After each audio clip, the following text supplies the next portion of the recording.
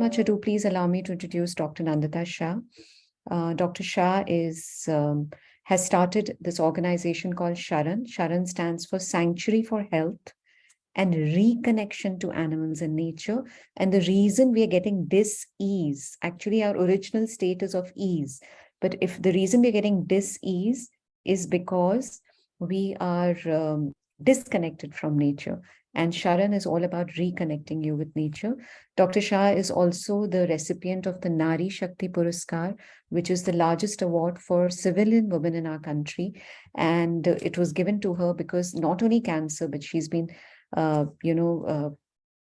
helped many thousands of people reverse and prevent diseases. She's also author of the book, 21 Days to Diabetes, Reversing Diabetes in 21 Days. And doctor is also working on a book on cancer. So without much ado, please allow me to have Dr. Shah take over. Thank you, doctor. So I was talking about how my mother had cancer and we were young. I was the eldest of the 3 children and I was just 25 and my brothers were much younger than me. So when I see someone with cancer, I really understand the trauma of this disease. And I'd like to help as many people as possible. So right now, I do have a lot of cases of cancers. Many of them are treated just by me and others are treated through chemotherapy, radiation, surgery, as well as a diet. And there's a third set who are going through chemotherapy and radiation and all of that and are too scared to change their diet according to SHARAN lifestyle. A little word about SHARAN. SHARAN stands for Sanctuary for Health and Reconnection to Animals and Nature. Animals in nature, even though they do get cancer, they get much less cancer than we do. And so we should think about why they are healthier than us when we're supposed to be the more intelligent species. And if we can think about that, maybe we can get a clue into how we can take care in order to prevent cancer. So we'll start with today's topic, cancer prevention and cure. That means if you have cancer and you hear some points in this program and start making these lifestyle changes, it will definitely benefit you no matter what. And if you don't have cancer, let's all of us participants here take care so that we never get cancer in our lifetime, right?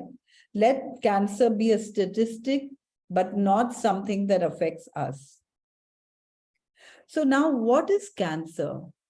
Cancer is the loss of normal growth control. That means normally a cell divides, and so you have 2 cells out of 1, but then one of those cells is destroyed. And so you don't see our body growing all the time or any part of our body growing abnormally because everything is under control. Cancer means we have lost that control. And cancer cells grow exponentially, like 1 multiplies into 2, multiplies into 4, multiplies into 16. So cancer, the rate of cancer growth is very fast compared to normal cells. It's an uncontrolled growth. And cancers can spread to other parts of the body too. So you can get a cancer in one part of the body, say you get cancer in the bowel, and it can spread as a secondary to the liver, a metastasis. Or you can get cancer, say a tumor in the kidneys, and it can spread to the lungs. So this is the real danger, because if cancer spreads everywhere, then it's much harder to control. Now, conventional treatment of cancer is chemotherapy, surgery, radiation, etc. And these are very different from the kind of treatment that SHARAN likes to do. SHARAN always works at removing the cause. Whereas if you go for any medical treatment, it's usually targeted at symptoms. So here in cancer, the symptom is a tumor. And so medical treatment is designed to remove the tumor, right? So, for example, chemotherapy. What is chemotherapy? It's a systemic drug. It's a drug that goes through the entire body and it kills all the fast-growing cells. So it definitely kills the cancer cells because they are fast-growing cells. But side by side, it also kills red blood cells, white blood cells, and skin cells, and hair cells, and even other cells. And therefore, it's a little harmful. So effects of or side effects of chemotherapy can be hair loss and nausea and vomiting and dehydration and neuropathy and memory loss and leukopenia. That means low white blood cells. And white blood cells are those cells which protect us, which give us immunity. So you can be more susceptible to infections if you have leukopenia. And then anemia. And anemia can cause weakness and other symptoms as well. And tooth damage and mouth sores and extreme diarrhea. Remember that chemotherapy is going all through the body. And it's not really, it cannot target only one kind of cell, but, even the mucous membrane in the digestive tract gets affected. And so you can get extreme diarrhea and weight loss and severe headaches and jaw pains and anxiety and depression and loss or change in taste and smell and infertility and premature menopause. It can also destroy the reproductive glands. So, normal sex desire and all goes away, infertility is the result, and so on. And then bone pains and osteoporosis and organ damage and hearing loss and visual loss and so many other symptoms, So it's so important that we think about whether we really want chemotherapy. Now, I'm not saying that chemotherapy is bad. In fact, it has saved the lives of many of my patients, because if the cancer cells are out of control, at least chemotherapy can bring them down. But chemotherapy can never cure. The only thing it can do is reduce the cancer cells or kill the cancer cells, right? In order to be cured or in order to prevent a recurrence, what we have to do is avoid the causes of cancer. So we have to think, what are the causes of cancer? And that's why I was thinking about my mother. And I always think, what were the causes of cancer in her case? And we're going to look at this in more detail. So many oncologists would also avoid chemotherapy just because it's so toxic. But why do we use it? Because we don't know any other way. Or rather, modern medicine doesn't know any other way. What is radiotherapy? Radiotherapy is using radiation to burn out the cancer cells in a specific area.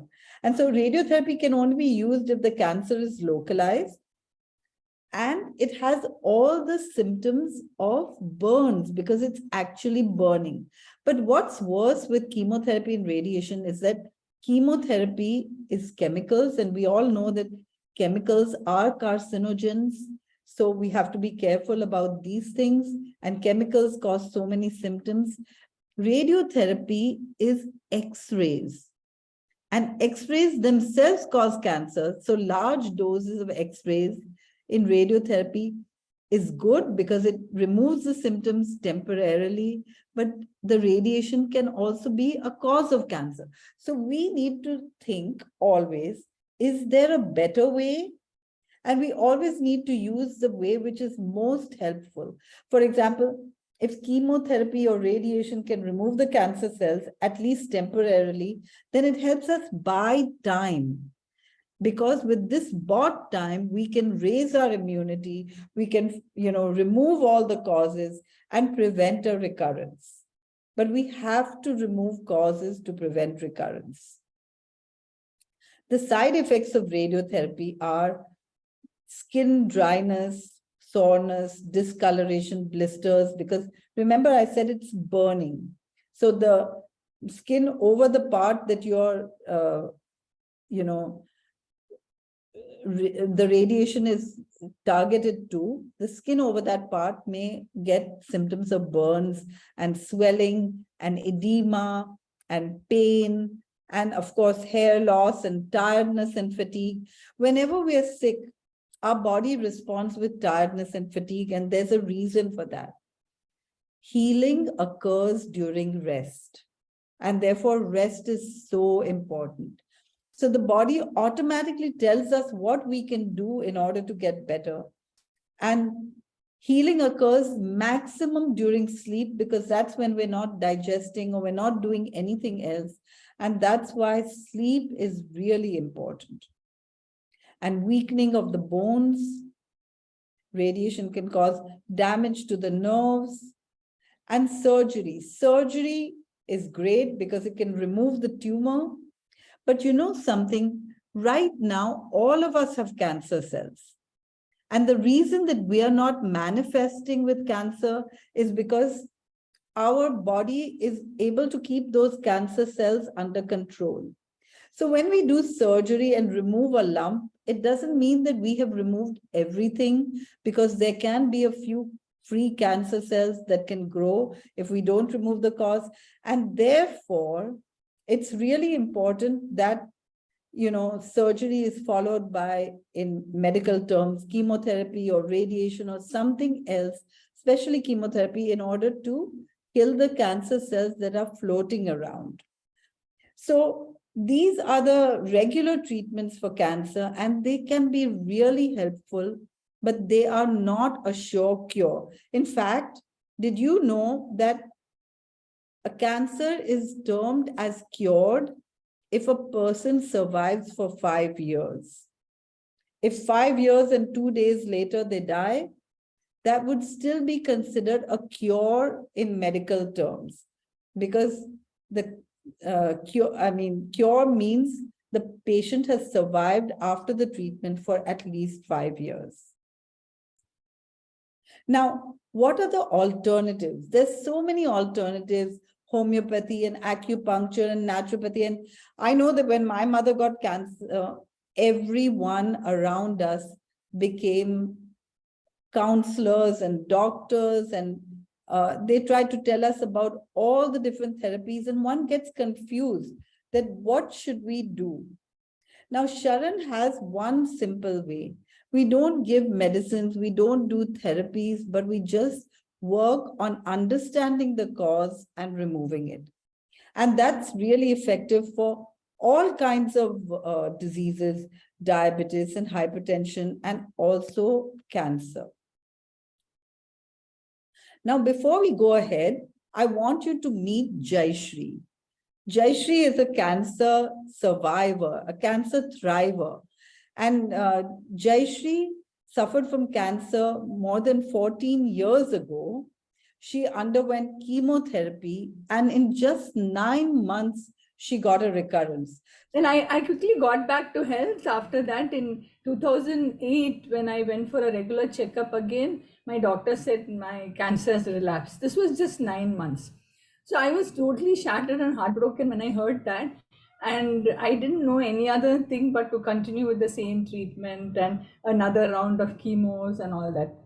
I felt so sick, and I was lowest within the first round of chemo only. And when my friend visited me, she gave me this book called "The Power Within You Is Within You" by Louise, written by Louise. So when I just flipped through the book and I came across this chapter, Inner Child, which I resonated with, and so I just read the book, and the book was an absolute eye opener for me at that time. One was I could change my diet immediately. I went on a whole plant-based food. I am a vegetarian, so giving up dairy, and then including a lot of salads, vegetable juices, and green juices, and all that really started helping me. I started to feel much better. My mouth ulcers went away. I was no longer constipated, and actually, I felt so energized. Then I further researched on this whole plant-based food and came across the SHARAN website, and I attended lots of Dr. Nandita sessions, workshops, multiple workshops, and that, to understand more about this.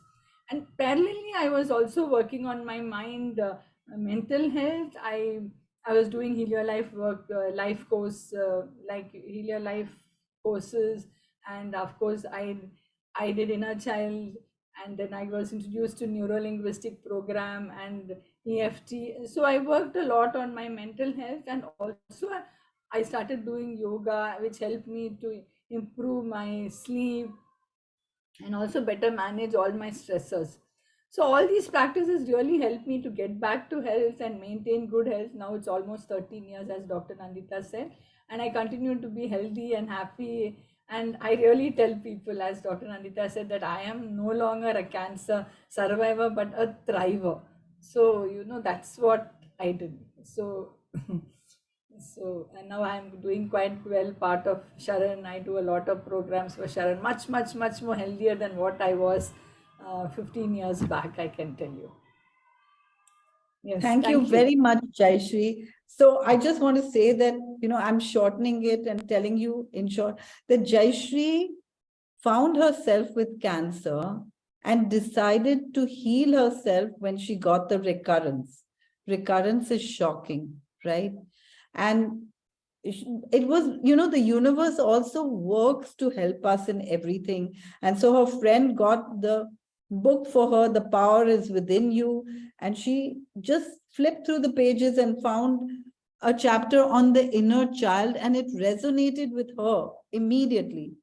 Now, all of us are suffering from some kind of emotional disturbances. And if we work on our emotional health all our lives, we're less likely to get cancer, right? One of the causes of cancer is emotional disturbances, and especially resentment. And so if we can work on that and simultaneously work on diet, then we can help ourselves. And I know Jayashree has done so many courses before she has started treating people with her, like not treating people, but guiding people in order to get better. So if we want to do logical cancer prevention and reversal, what should we do? We should find out what are the causes of cancer and remove them. So for example, when I'm treating patients with cancer, I always ask them, what do you think was the cause of the cancer? And each patient has a different cause that's more prominent. But if we think about it, we can remove all the common causes of cancer, and especially the one which is more prominent. And if we do remove the cause, we should expect improvement, if not complete reversal, but in very many cases, also complete reversal, right? Now, is cancer genetic? And truly, it has been found that in most cases, the genes change during the person's lifetime. That means we are doing something to cause that genetic change, which causes cancer. And therefore, if we avoid all the causes of cancer, we can prevent cancer and also get better if we already have cancer. So what are the causes of cancer? Number one, wrong nutrition. Like if you look at the kind of diet people are eating today, it's totally different from the kind of diet that people were eating when I became a doctor in 1981. At that time, there were very few restaurants. There was definitely no Zomato and Swiggy. There was few packaged foods. Most people ate every day from home. The foods that we bought were not full of chemicals because they were not grown with pesticides. And packaged food in general was very rare. And people lived a much less stressful, more relaxed lifestyle, sleeping on time, going out less financial stress, and so on. But nutrition was a big factor. Then chemicals. chemicals have multiplied these days, right? So many kinds of toothpaste and soaps and shampoos, and of course the medicines, and medicines are chemicals too, and the hand sanitizers that we're using are chemicals. We shouldn't forget that. We're using fabric softeners and detergents. And, you know, when I became a doctor, many of these brands were not even there, right? So we are multiplying the chemicals around us, the chemicals we're breathing in with all the air fresheners and the agarbattis and the phenols and the window cleaners and the toilet cleaners and the fabric softeners and so on. And then we are also, unfortunately, in a country which has a lot of pollution, especially air pollution in urban areas, right? So chemicals are carcinogens. And so we can try to minimize this. And I'll be telling you ways on how we can minimize these chemicals. And medicines, as I said, are chemicals. And that's why, you know, we at SHARAN always try to minimize the medication as far as possible, because all medicines have side effects. Even if they may not be cancer, they do have side effects. And acidosis. Did you know that cancer cells grow in an environment which is acidic? Our body is alkaline. And when we make an area of our body more acidic, we are kind of inviting cancer cells to come there, because cancer cells can survive in acidosis, normal cells can't. So we should avoid acidosis at all costs. And then electromagnetic frequencies have multiplied. That means the mobile phones and mobile phone towers and microwave ovens and remotes of all kinds, and of course the computer. And these are carcinogens too, and stress. And this is something that even for our peace of mind, we should work on, right? If not just for cancer, but one of the major causes of cancer is stress. And do you know what I see as one of the major stresses when someone has cancer? The fear of cancer itself. So many people giving advice, so many people giving different advice. One doesn't know what to do anymore, right? And so here's what I have to say: no matter what you do, if you choose the right diet and lifestyle, if you remove the causes, that can never harm and only benefit, of course. And lack of sleep. Today, we're up at night till the wee hours doing social media and TV and all kinds of things. Today, I spoke to a patient who was, you know, every now and then he stays in office and works the whole night and then just goes home in the morning and freshens up and has some breakfast and comes back to work and works the whole day. And we have jobs like these, which are highly stressful. And then, of course, emotions like resentment and anger eat us up and cause cancer. Now, we're going to talk now about nutrition and some cancer-causing foods and why they cause cancer. So number one, protein. Protein is the food for growth. Cancer is a growth. And I said animal proteins because, you know, we can't easily check the amount we eat when we eat animal proteins. Like many of you may have found yourselves overeating paneer, or overeating cheese, or overeating chicken. Hasn't it happened? But have you ever found yourself overeating dal or overeating sprouts? No, because nature has a check mechanism, which is that there's fiber in all plant-based foods. And if you attended any of my other talks, you already know that logically, we're not supposed to eat animal proteins because we can't pounce on these animals, tear them apart, and eat them raw like true omnivores could. We can't even, you know, in nature, no animal consumes another animal's milk. Like pigs don't drink goat's milk, monkeys don't drink elephant's milk. We are the only species that drinks another animal's milk.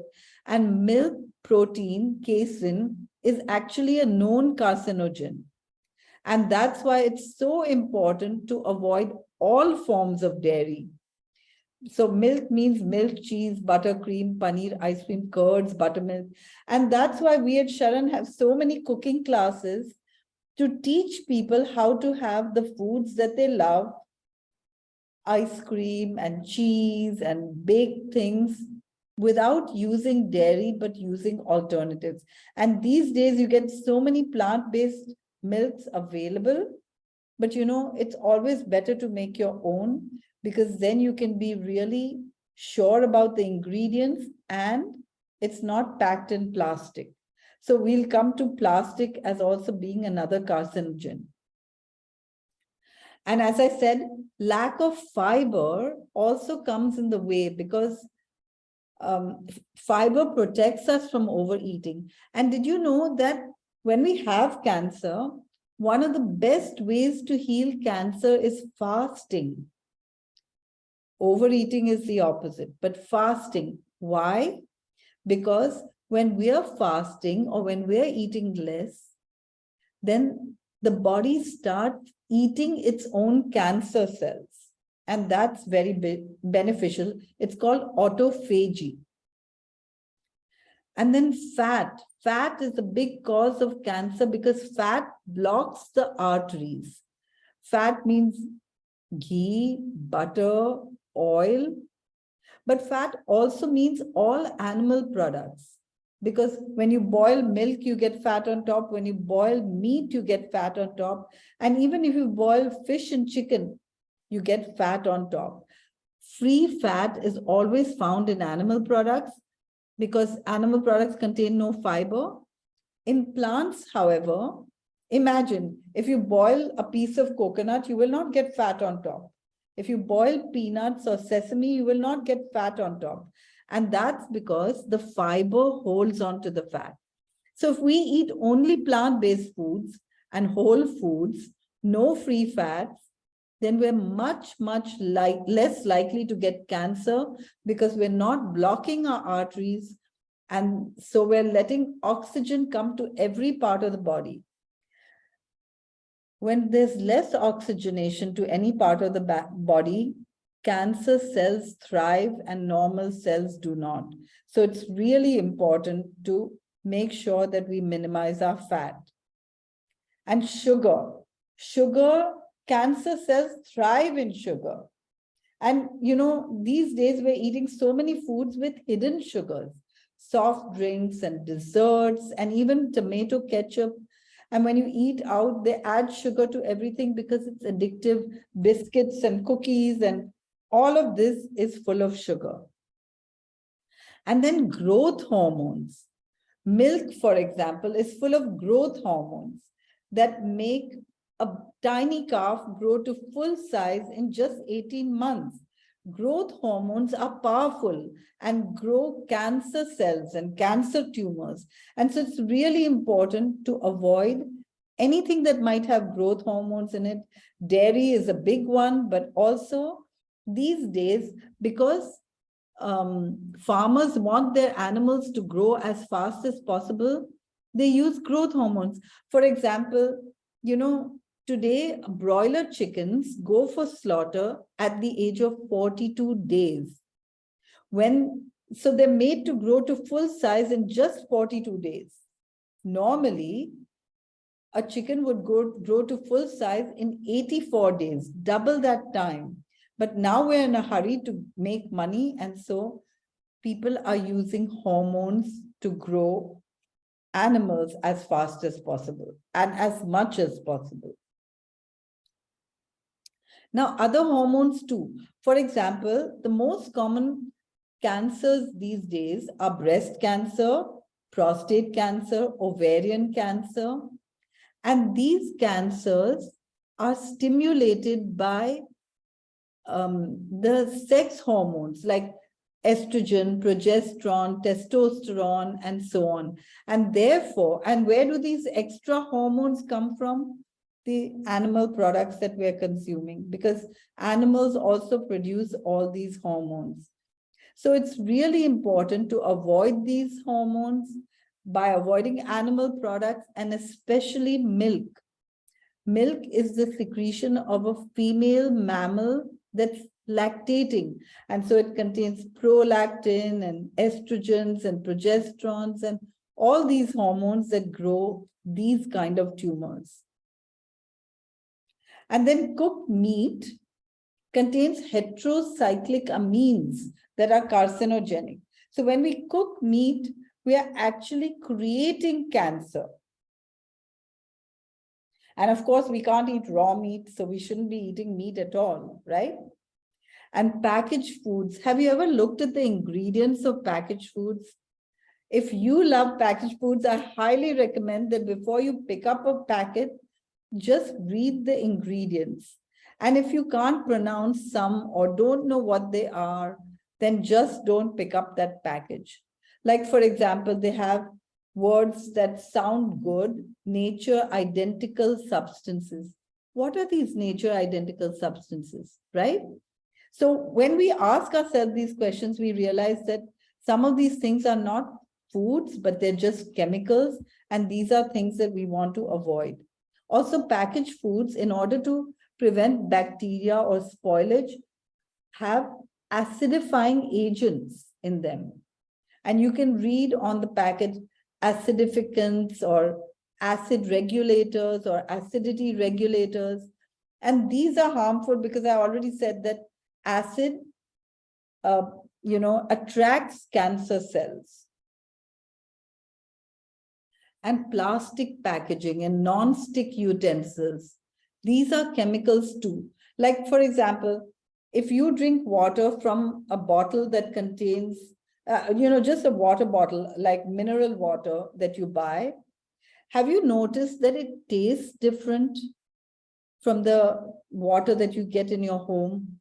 Totally different. And that's because of the chemicals from the plastic that leach into the water.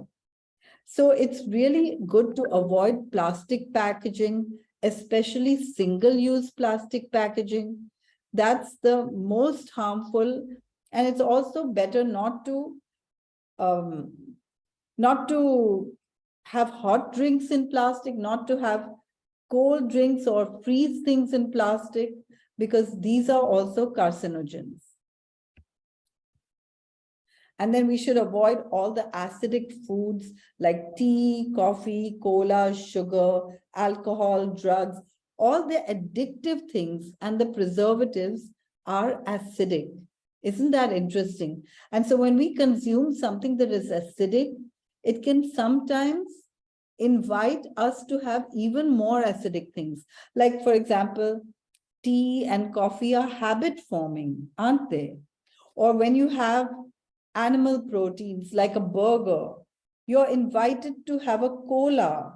Automatically, you want to have cola. So acid invites acid. Or if you have a cup of coffee and you're a smoker, you're likely to light a cigarette at the same time. So we should really avoid all the acidic foods and instead turn our body totally alkaline. And the most alkaline substances in the world are fruits. And if you were living on a farm and you saw different things growing, the first thing you would want to pick most likely is fruit, because you can just pluck it and eat it, right? We are actually meant to be not just herbivores, but frugivores, fruit-eating animals. And so fruits are really the best for us, and they're alkaline in our body. Now, that doesn't mean fruit juice. Fruit juice can be harmful because the fiber is removed, and so you may have too much sugar. For example, it's easy to drink a glass of orange juice, which is made from 6 oranges. But if you were to eat the oranges one by one, you'd take a much longer time to eat them. And you might not even eat 6 oranges. Isn't that true? And then acrylamides in coffee, in fried foods, in carbs heated to high temperatures, like potatoes or potato chips. These can be very carcinogenic as well, and so should be avoided. So what should we eat? We should eat mainly plants because these are the foods that we can eat raw. Remember, all the animals in nature eat their food raw. And even if we don't eat raw, if we eat foods that we could potentially eat raw, these would be the very best foods for us, because these are the foods that nature or God expected us to eat more of. And then we should increase the fiber, and fiber has some good properties. Like, for example, fiber holds on to water and makes your stool soft. And so it's really easy to pass stool. And if you're eating all whole foods full of fiber, you should ideally never be constipated. So fiber is very important, because when we eat foods without fiber, say animal proteins or dairy, then it goes through our long digestive tract and it takes a long time to pass because there's no fiber, and then toxins are absorbed, and these are carcinogens. We should also eat whole foods. Whole foods means full of fiber, right? Anything in its most whole form possible. That means eat foods like a monkey would. If you're eating corn, it doesn't mean you have to eat the cob, but you should eat that which you, as much as you can possibly eat whole. That means never peel your vegetables. Don't peel your pumpkins and bottle gourds and ridge gourds, or even cucumbers and carrots and potatoes and beetroot. The fiber is very, very essential. And not only that, what's below the fiber is nutrients, and nutrients are the spare parts for healing. And so when you peel off the fiber, you lose too many nutrients, and this is never good for healing. But you know, you can make such wonderful dishes just with whole foods. This is a collage of some of the food in our 21-day retreat, but even our one-day seminars or cooking classes have similar delicious food with all the colors of the rainbow. And you know, each color is a different phytonutrient, and so we need all these colors to heal. And last but not least of the three important things is organic. Imagine that we're the only species that sprays our food with poison so that other animals don't eat it, and then we eat it. How can that be?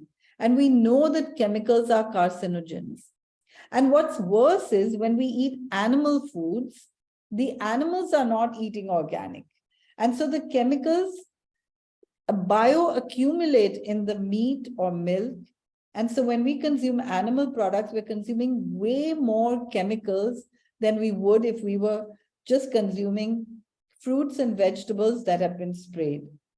But ideally, we should not even eat any sprayed things.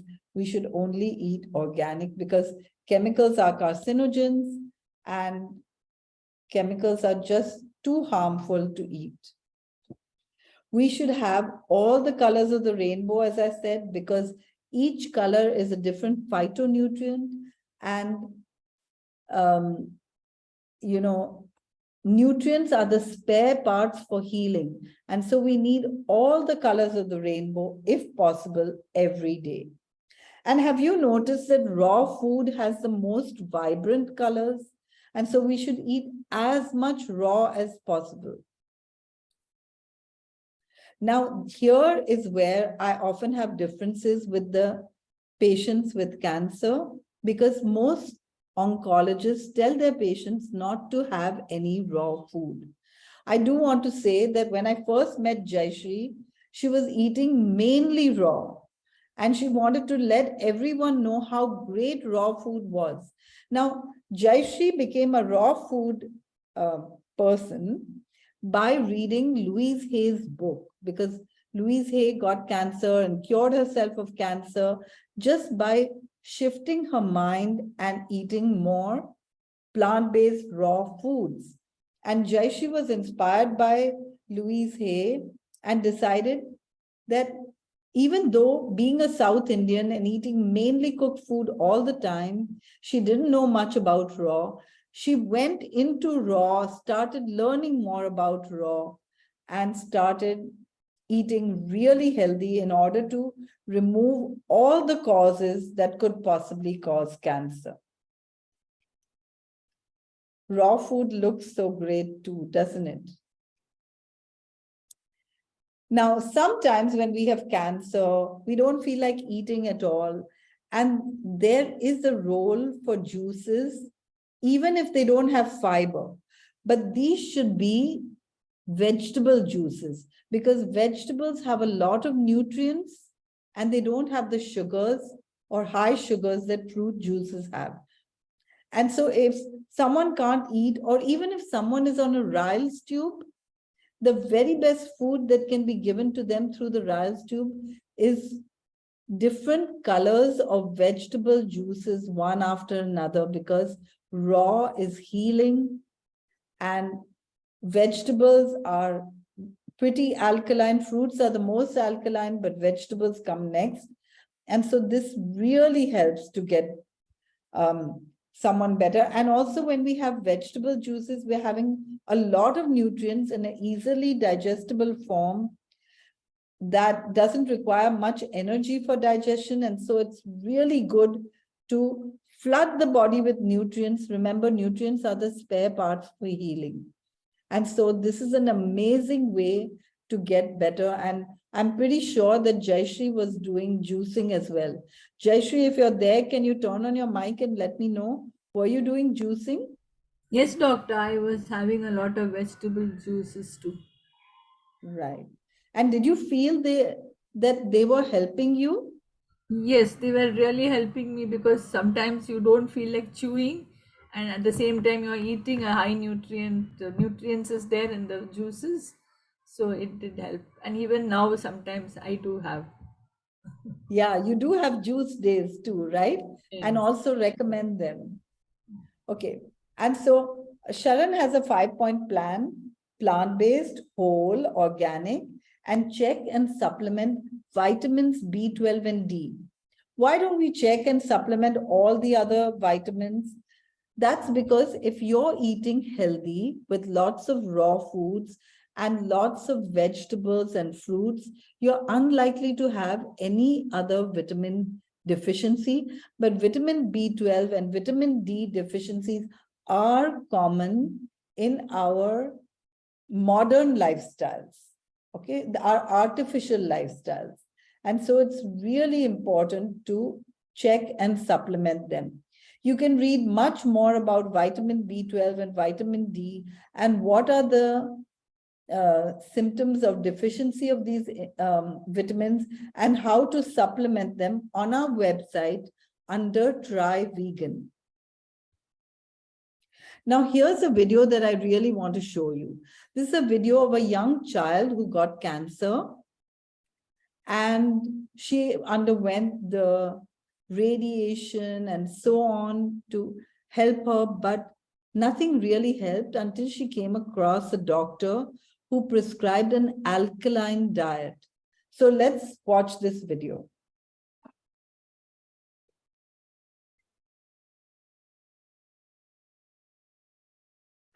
I thought I was like having strep or something, or like the flu, or I didn't really know.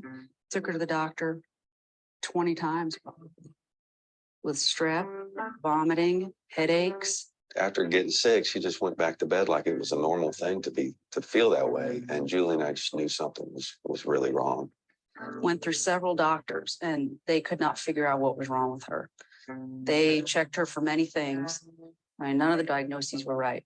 We got another doctor. And on this last visit, she decided after I had told her Josie was experiencing these throbbing headaches now, she said, you know what? We're going to get a CAT scan. I came home one day and Dr. Hart called us. And he said, come here. You got to come in here. And he put Dr. Hart on the phone and she said, are you sitting down?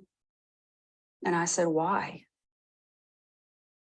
She told me that they had found this spot and that we needed to go get an MRI right away. They said, honey, you have cancer. Trying to explain it to her, that they're going to have to go in and cut your head open. Well, will I feel it? No, you'll be asleep. Oh, okay. Josie's friends totally supported everything. They came to see her in the hospital when she was getting chemo, when they could, when her blood counts were up so she wouldn't get sick. She was changing so rapidly physically. By the time she completed all of the radiation and 3 rounds of chemo, she was 42 pounds. But through the whole thing, she was just so sweet as ever. In fact, she begged to go to radiation because they put her to sleep with the milk of amnesia. And she loved that because it was the only sleep she got. They found another tumor in the middle of her brain. I remember sitting in the car, Ben was crying. I was crying, looking out this window going, what? And I'm praying the whole time going, what? Am I missing something? I just didn't get it. I had to come up with something. I had to find something to save her. When they come to me, they've had chemo, they've had radiation, and basically they sent them home to die. She told me to call Dr. Bernardo, gave his phone number. He wanted all the facts. What did she have in the beginning? What kind of surgeries did she have? What did the MRIs reveal? How much chemo has she had? How much radiation has she had? What does she weigh? And test her pH. All the patients that I have throughout the world, first thing they do, wet their tongue with saliva, put the paper in for 5 seconds, compare it to the chart. So we tested the pH and it was very, very low.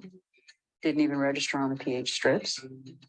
And she's dying of acidosis, not cancer. You must make the body inhospitable to the cancer cells by going on the right foods that will help the body eat out the acid. How can I tell people that they're getting better? Because the pH goes up. Most of them are 5 or 5.5.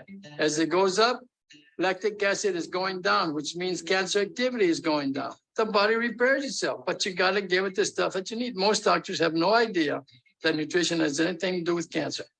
After I started drinking the juices, I really started feeling better. A few months later, we went back to the hospital. Our doctor walked in and said that it had actually shrunk by 75%. The doctor was like, oh, how are you doing that? Josie's funny. She's got a good sense of humor. And through this, I've always said she's my hero. She kept me going. She did. She really did. She's an awesome little inspiration to everybody. It's the best feeling a mom could ever have. So imagine that she got better just by changing her diet. After the chemo and radiation, she got another tumor in the brain. So it, instead of decreasing, it increased. But then when she went on a raw food diet, which many times oncologists tell you not to go for, but when she went on a raw food diet and had completely alkaline food and her pH went up, she got better and better and better. This is so important. And that's why, when I say no tea and coffee, people get scared. But I think tea and coffee is scary. Coke and colas are scary.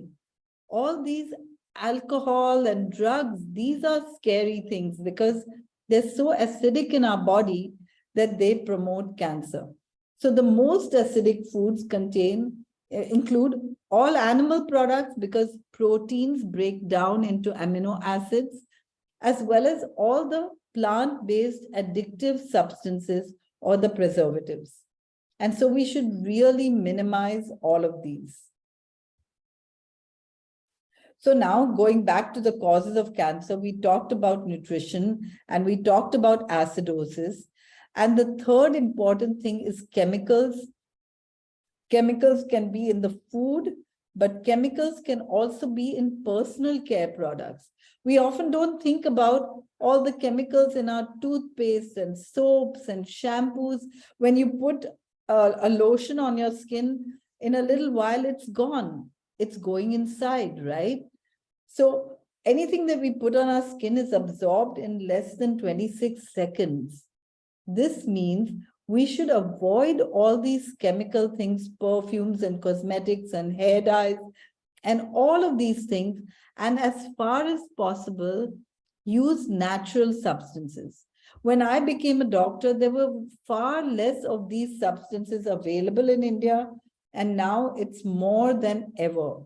So we need to minimize these. And we're so lucky that these days there are people producing healthy, organic, natural personal care products. Like I use to brush my teeth or to clean my teeth, I use a tooth powder, which is made of amla and turmeric and salt and a little bit of peppermint oil. And we get it here very close to where I live. And it's made here. And it's really amazing. And imagine, no chemicals at all. And then home care products, like, all these things that we use to clean the house are very toxic. And we're breathing, when you smell that Clorox or chlorine or the toilet cleaner, you know that you're smelling something that's toxic and it's going, those fumes are going in your body. And then cleaning products, and the BBC wrote an article about how women are more likely to get poorer lung function because of the cleaning products they're using all the time. And the garbage we produce, right? All this garbage is going into landfills, and the water that we're drinking is going through the land into the reservoirs and coming back to us. So the more garbage we produce, the more chemicals we're consuming, the more microplastics we're consuming, and these are really harmful. All this garbage also contains lead batteries and heavy metals and all this stuff.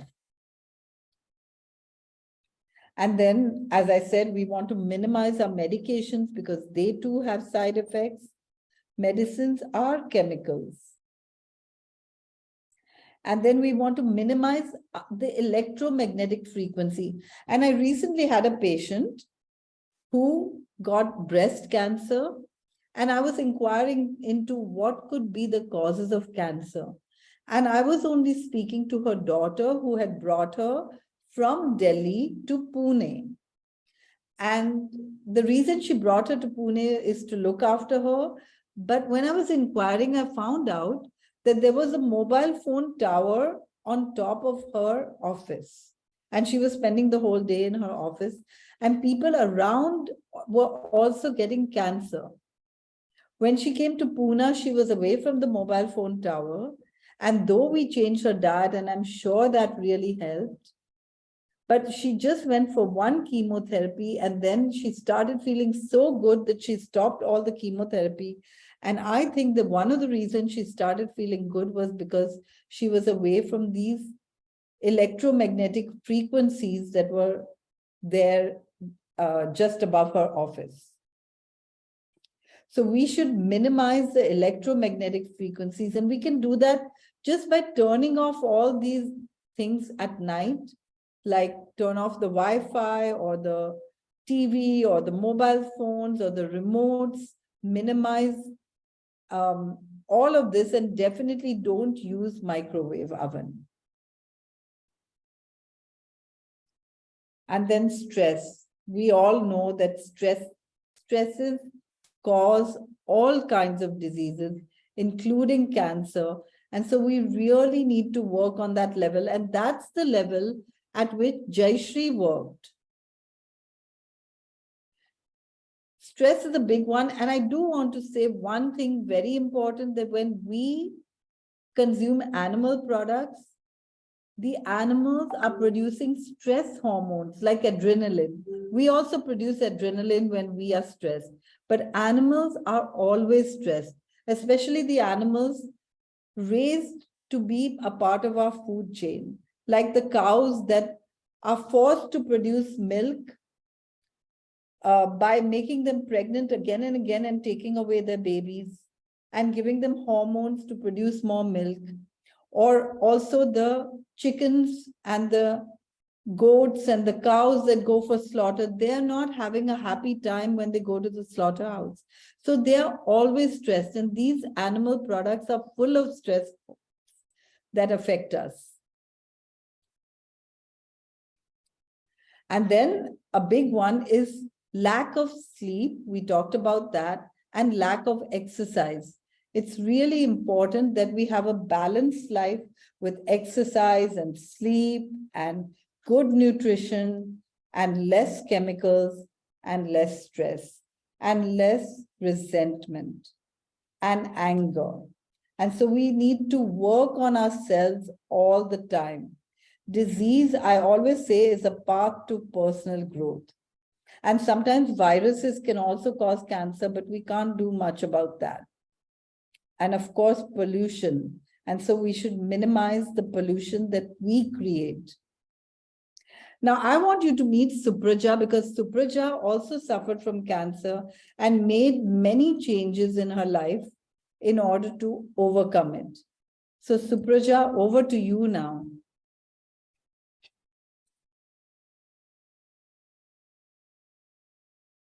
Thank you, Doctor. Good evening, everyone.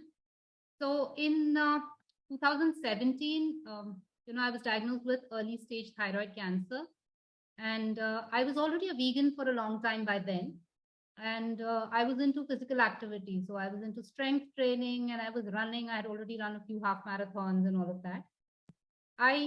Coming from a nutrition background, I am a nutritionist, but I was not eating too much junk. I hardly ate out. So for me, it was kind of a shocker in terms of why did I get cancer? But I didn't know better. And so I underwent total thyroidectomy, which was removal of the thyroid gland.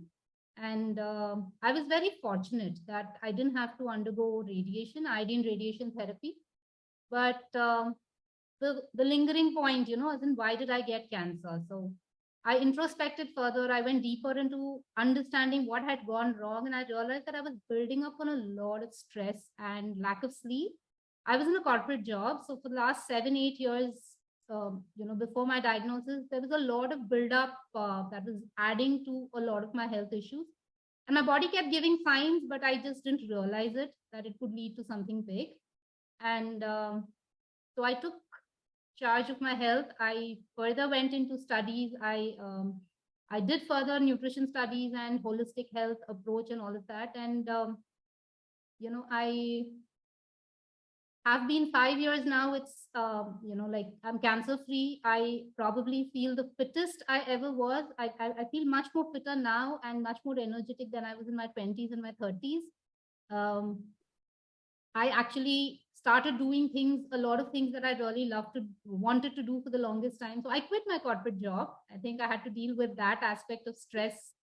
So I quit my corporate job. I moved out of Bombay because, there was a lot of stress there as well. I moved to a smaller town. I was fortunate to do that. And I started, trekking in the Himalayas, which is something that I'd been meaning to do for the longest time.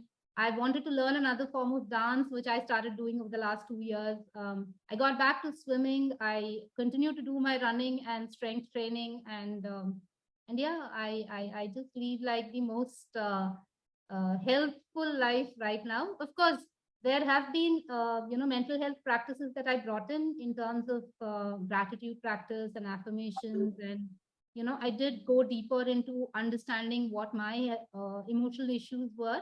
And I'm still a work in progress, but I can tell you for a fact that through all of this, over the last 5 years, a whole food, plant-based, no oil lifestyle has really, really helped me. And, like I said, I don't think I've been more fitter and healthier than I have ever been, that I am now currently. And of course, thanks to Dr. Nandita for, I trained under her and I'm now able to help more people get onto the journey of good health. So yeah, thank you. Thank you so much, Supraja. I mean, your story and Jayshree's as well is such an inspiration, and I'm so glad that you could come here today. I'm going to go back to my screen share, and I know that we have already passed 8 o'clock, and so I'm going to end really quickly now.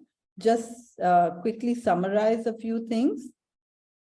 So why should I change my lifestyle now?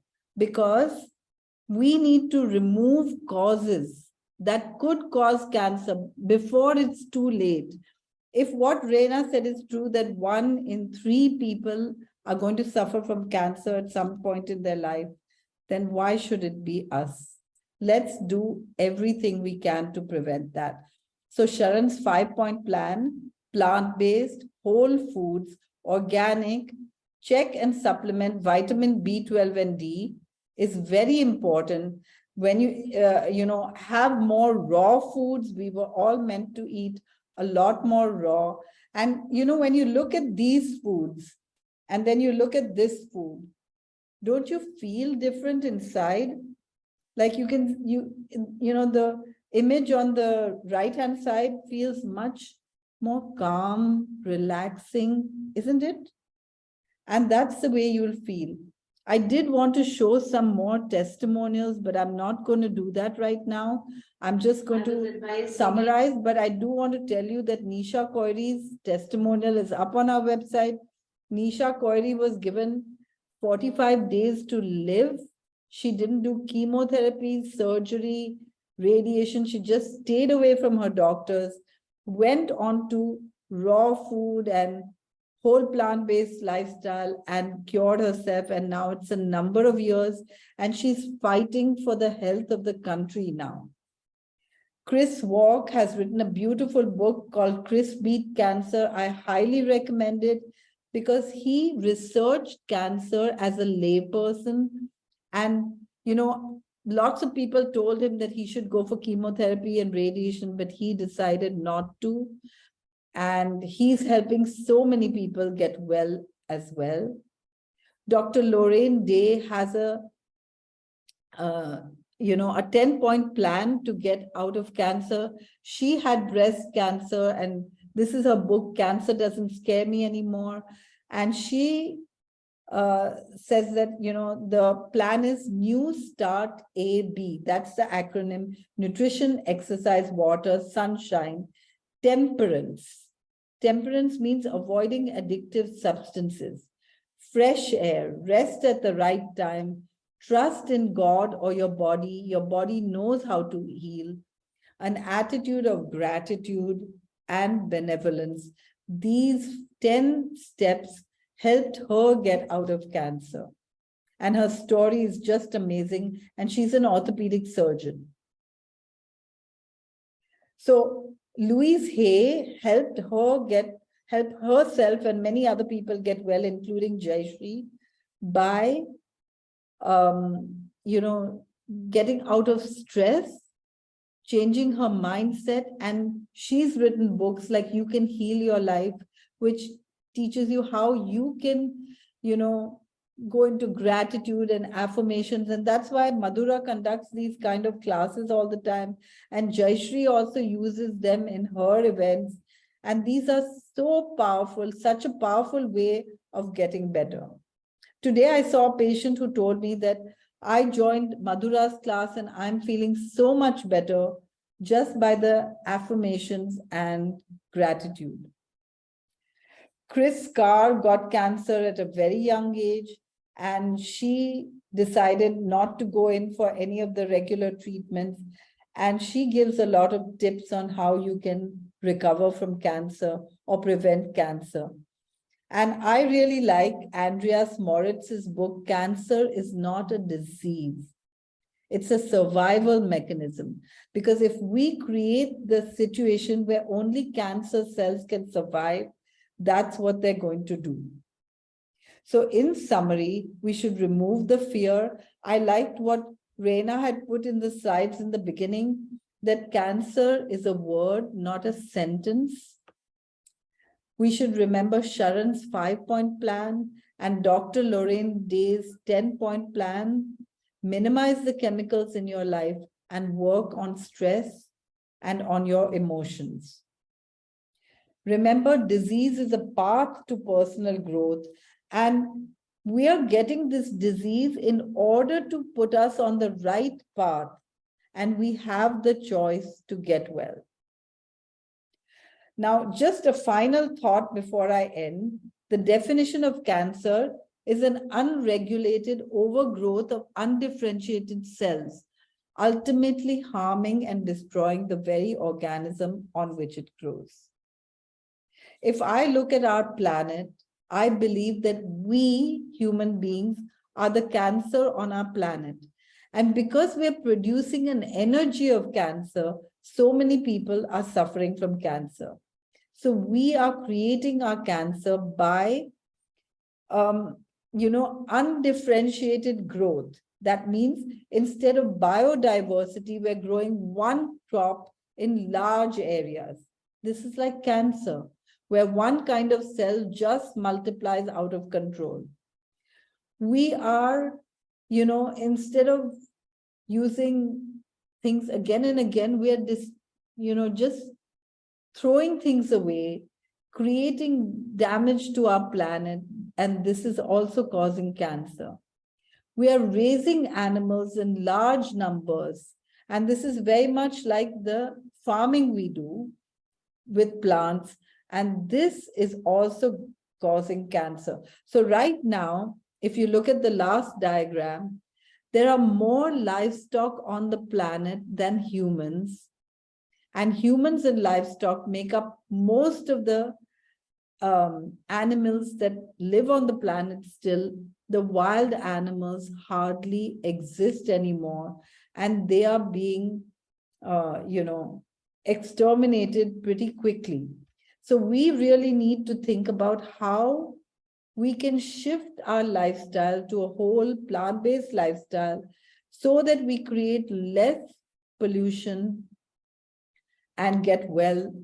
Not just ourselves, but other people on the planet can also stop getting cancer if we change the conditions for the way we live. And so reversing disease requires a shift in consciousness. We need to shift from a culture of cancer to a culture of health. And that's what SHARAN teaches. I want to leave you with my email address. This is my personal email address because cancer is very personal to me. And if I can help you in any way, I would love to. You can find a lot of information on our website, sharan-india.org. And that's all from me today. I do want to open for questions. So if anyone has any questions and you still have time to hang on out here, we'll answer some of them. Reina, over to you. Yeah, thank you, doctor. So doctor, there was a question that is cancer genetic? So as I said before, mostly cancer is not genetic, but we create the changes in our genes during our lifetime in order to get cancer. By all these causes that I mentioned, like electromagnetic frequencies, cooked food, animal products, plastics, chemicals, and so on. Dr. Vedi is asking about affordability of a vegan diet. Well, I can tell you one thing. It's far more affordable than treatment for cancer, right? So it's much better to prevent, isn't it? But here's what I say. Vegan diet is our regular diet. Indians were eating dal, chawal, roti, sabzi. That's a vegan diet. Don't you think that meat and milk cost more than fruits and vegetables? And I do know that organic costs more than regular food, but actually organic is regular food. We should be calling the other food chemical food. And even though it doesn't cost us to buy that food, it costs us in terms of health, medicines, and disease, isn't it? Dr. Neetu is saying we live in an area where we cannot get organic vegetables and fruits. So can we have green smoothies without the organic greens? Yes, we have to do the best we can. But Neetu, I have a suggestion for you. We can buy dehydrated organic greens these days. Spirulina, wheatgrass powder, moringa powder, and other green powders that you can use in your smoothie if you just can't get organic greens, and these can be bought organic. But if you can't get organic greens, the chances are you're not getting organic fruits and vegetables. We just always have to do the best we can. Dr. Ravi is saying, can IVF be a reason for hormone-driven cancer with positive ER and positive PR?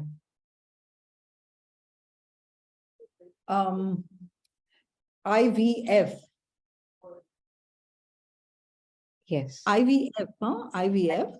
Yeah. Can be a reason for hormone-driven cancer. That's breast cancer, mucous carcinoma with positive ER and positive PR. Okay. So, you know, when we go through IVF or any fertility treatments, we are undergoing hormones. We are undergoing, you know, hormone injections and all kinds of manipulations on our body.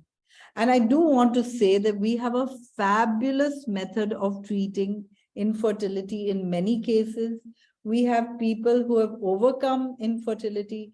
Today, we were doing a facilitator training program, and one of the participants talked about how he overcame infertility just by going on the diet that's natural for human beings. And that makes so much sense, because if you eat the foods that's natural for our species, naturally we're going to get healthy. Dr. Alagapan is asking, is it better to avoid soy or we can include soy? Okay, Karishma was just sent a message saying that, you know, she believes that one of the causes of her cancer was IVF. So that's interesting point, right? Okay. Soy. I think I message right. Yeah, soy. So soy is just a bean. Have you seen soy? It looks like a bigger version of tur dal. It's not a bioweapon. It's not a chemical. It's nothing bad, right? But it's a high protein. And so we shouldn't eat a lot of soy. Soy should not take the place of dairy and meat and everything. Fruits and vegetables should, but we can have some soy. Now, in many parts of the world, soy is genetically modified. So please take care to have organic soy products. Dr. Lakshmi is asking, citrus foods cause acidity. Will it turn alkaline in the body? Oh, Lakshmi, thank you for that question. All fruits are alkaline in the body because they have more potassium. So even if they're sour, including lemon, even if they're sour, they are alkaline in the body. Nature has made things so perfectly that all the fruits are alkaline in our body. Dr. Joseph is asking, what about buttermilk and curd and yogurt with respect to cancer? Buttermilk and curd and yogurt, if they're made from dairy milk, then they are as carcinogenic as dairy itself. And so we should really never have any milk or milk products. But the good news is you can have plant-based buttermilk, curd, and what was the third thing he said? Paneer, and everything is available plant-based. Sina is asking, is it safe to use air fryers? Actually, no.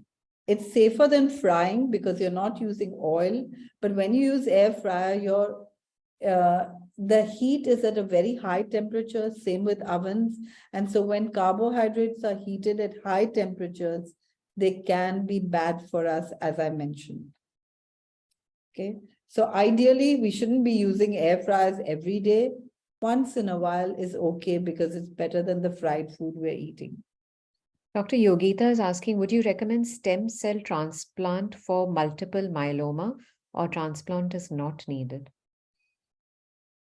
You know, each case has to be viewed individually. What are the symptoms? How long it's been there? Have we removed the causes? What's happening? And so I can't answer this here or any individual thing here. I really look at each consultation, and we have a team of doctors and nutritionists, and all of them can help people with cancer. But we look at things in a very individual manner for cancer. We can't generalize. Doctor, how is honey harmful to us? Nitya is asking.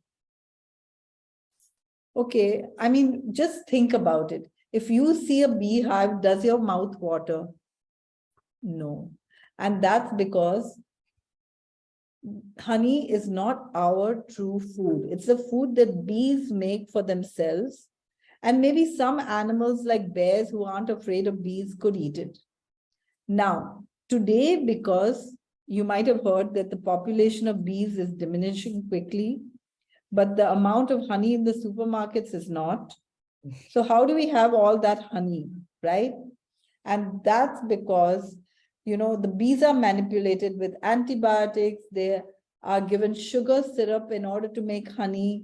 And so we have to be doubly careful about honey these days. But anyway, honey is not our food. Dr. Anchal is asking, so ma'am, post-treatment, you recommend complete raw diet? I would recommend as much raw as possible.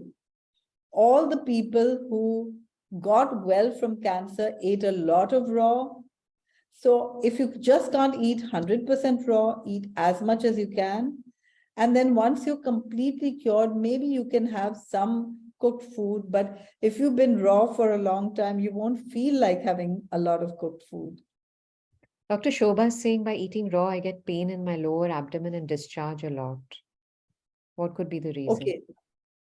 Okay, so Shobha, you can go for raw in the sense of green smoothies and fruits, or just fruit if you can't eat anything else. Usually most people can digest fruit, but other than that, I can't tell you the reason, because I would have to understand your case in detail, why you're getting that, because that's not what we're supposed to get. Supraja, we have a question for you by Reshma, Inspirational Supraja. What were some of the signs that your body gave that you mentioned? So I was more, like I said, realized that stress was a significant cause. And for me, every time I would get stressed, I would have like a cervical spondylitis kind of, there would be a lot of pain on my neck area. Also, I kept having a lot of dental issues, which I realized again much later post my cancer diagnosis, that every time I would be stressed, my gums would get inflamed and that would lead to other problems. So my body kept giving me signs that I was getting stressed, but I didn't know. I just kept treating the symptom, which was like taking medicine or just, so somewhere that buildup was always there, and that eventually had to come out in some other form. Corporate life is very stressful, isn't it?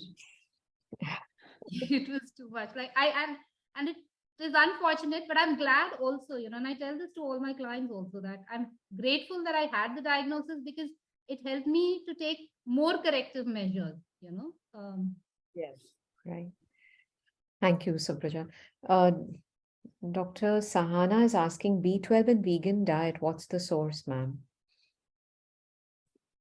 So B12 is only made by bacteria, but it's destroyed by microwaves and mobile phone towers and mobile phones and alcohol.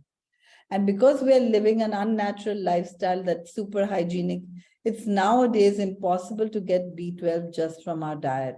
And so it's really important to take supplements. Check first, and if it's low, take supplements. And now I'm looking at the chat and I see so many individual questions. I know I'm not going to be able to answer them today, but here's what I suggest. Whatever points I've given you, start doing that and see if you're getting better. Because if we eat the right food for human beings, we are going to get better anyway, right? And I'm just looking at a question which has to do with ghee and joints getting lubricated. And I'm thinking that how do all the elephants, cows, horses not have joint problems when they're not having ghee? And how do all these people who eat so much ghee and get obese have joint problems? How can it be that ghee is actually lubricating joints? But anyway, joints are not lubricated by ghee or fats.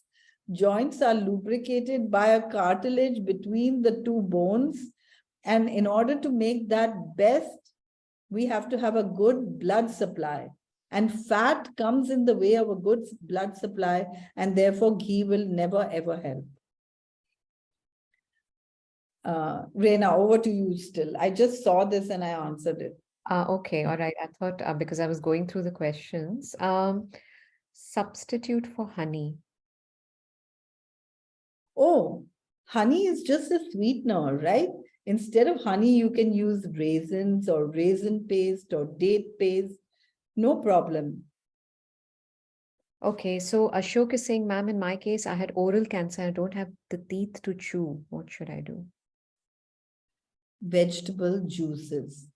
I have cases of cancer who don't have teeth to chew, and sometimes they grate their salads, but they still eat a lot of raw because it's really important.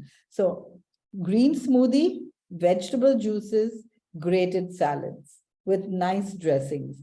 And don't forget our raw, amazing raw desserts. Dr. Sona saying, I got my genetic test done. My pelvic B is positive and I'm at high risk of ovarian cancer. I'm 56. My oncologist is saying to get the ovaries removed. Should I get them removed? I would never recommend doing a procedure, first of all, when you don't even have cancer. I mean, I know Anjali Jolie removed her breast because she thought she might get cancer of the breast. Why not remove the causes of cancer? Remove all the causes of cancer and get checked now and then and make sure you don't have it. You know, I think fear, and I said this in my talk, fear is one of the biggest causes. So if we, and you know, the oncologists thrive on fear sometimes. So we have to not be fearful and do the right thing and remove all the causes. Dr. Balachandra is asking, does intermittent fasting, water fasting help in preventing and curing cancer? You know, I would never recommend something off the bat to everyone.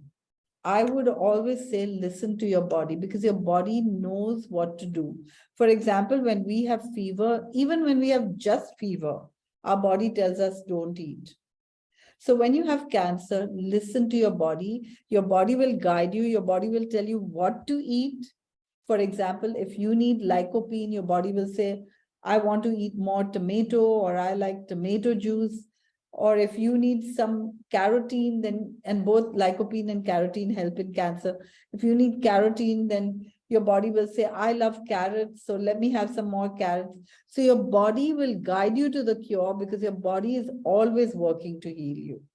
Dr. Aarti is Now, asking, Raymond, it's 30, and I think we better come close to the end. So Yeah. let this be the last question. I know that there are many, and I wish I could answer them all, but such is life. Dr. Aarti is asking, is high level of C-reactive protein, CRP, related to cancer? No, CRP is just an inflammatory factor, and it can be related to any other simple disease and not necessarily cancer. So please don't just worry about CRP. But if your CRP is high, remove all the chemicals in your life and try to remove all the causes that we mentioned could cause cancer. Thank you, doctor.